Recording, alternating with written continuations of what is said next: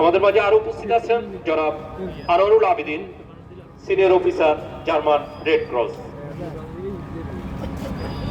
সম্মানিত অতিথি, আমরা দেখতে পাচ্ছি এটাকে আমরা অগ্নি বলয় থাকি, অগ্নি বলয়, অগ্নিকুণ্ড আমরা অনেক সময় বলে থাকি। যখন চারিদিকে আগুনে ধাউ ধাউ করে জ্বলে ভিতরে রোগী আটকা পড়ে যায়, তখন বাংলাদেশ ফায়ার সার্ভিস সিভিল ডিফেন্সের টিম কিভাবে রোগীকে উদ্ধার করে থাকে এবং কিভাবে অগ্নি নির্বাপন করে থাকে।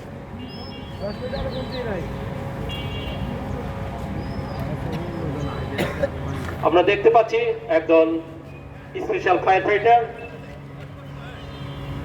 এক ধরনের অ্যাসবাস্টার শুট পরে তারা কিভাবে আগুনে পদার্পণ করে রোগীকে উদ্ধার করে।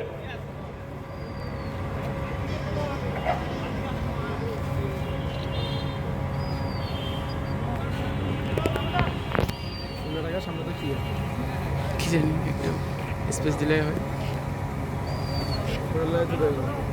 যে কৌশলটি আপনারা দেখতে পাচ্ছেন সেটা হলো রোগীকে আমরা যখন যেখানে অবস্থানে থাকি স্বাভাবিক অবস্থান থাকে না, তখন কিছুই দেখা যায় না। নিজের আইডিয়ার মাধ্যমে নিজের হাতের ইশারায় রোগীকে খুঁজে কিভাবে বাইরে নিয়ে আসতে হয় সেটি মোড়া অনুষ্ঠিত হচ্ছে। একটু করতালি দিয়ে আমরা স্বাগত জানাই তাদেরকে। আমরা দেখতে পাচ্ছি সাথে সাথেই প্রাথমিক চিকিৎসক দল রেড ক্রিসেন্ট ফার্স্ট এড পোস্টে রোগীকে নিয়ে আসছে।